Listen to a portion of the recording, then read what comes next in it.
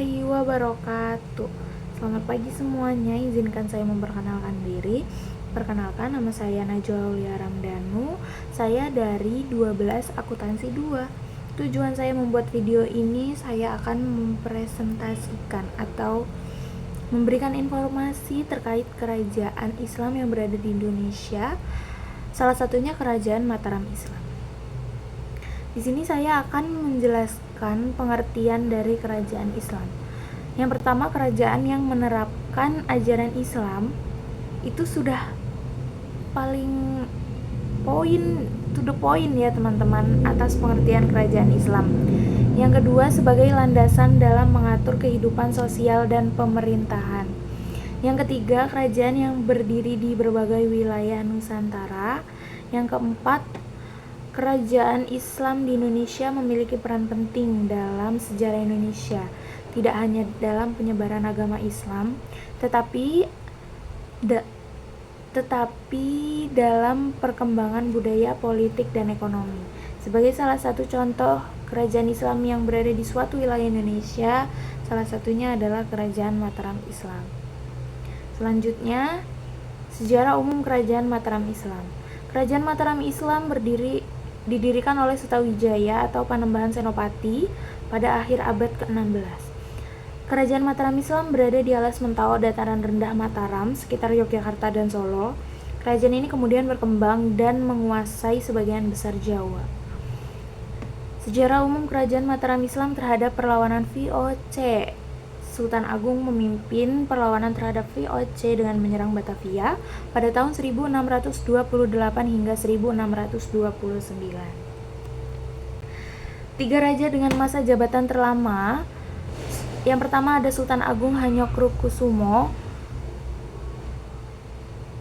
dengan masa jabatan terlama 1613 sampai 1645. Yang kedua ada Amangkurat I dengan masa jabatan terlama dari tahun 1645 hingga 1677. Yang ketiga ada Pakubuwono II dengan masa jabatan terlama dari tahun 1726 hingga 1749. Masa kejayaan dan masa runtuh yang berada di Kerajaan Mataram Islam. Yang pertama, di masa pemerintahan Sultan Agung, Kerajaan Mataram Islam mengalami puncak kejayaan. Di masa itu berhasil melakukan perluasan wilayah dan menguasai daerah Jawa Tengah, sebagian besar Jawa Timur, Jawa Barat, dan Madura.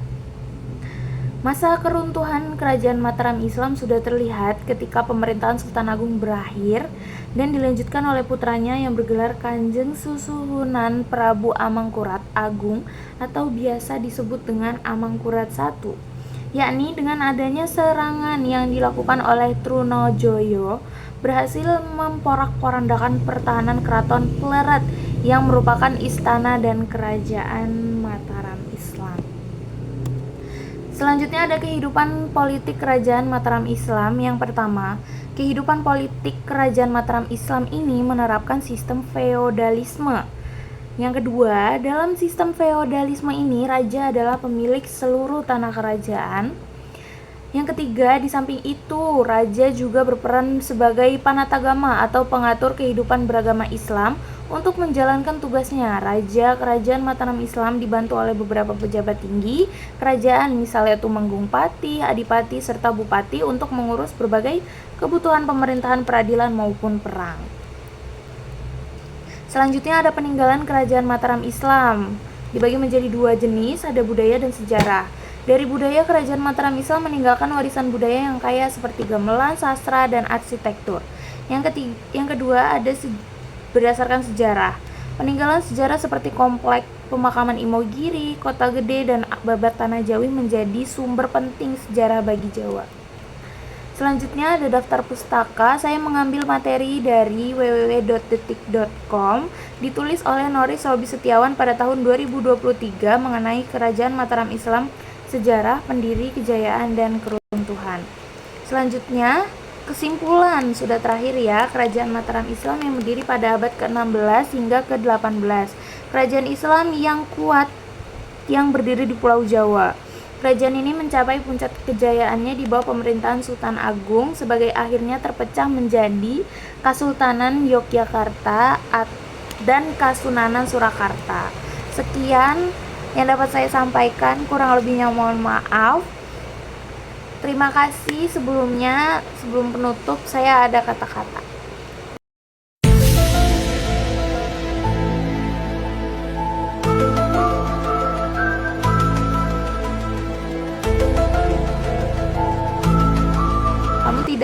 Dari Zig Ziglar. Kamu tidak harus hebat saat memulai, tapi kamu harus memulai untuk menjadi hebat. Terima kasih. Wassalamualaikum warahmatullahi wabarakatuh.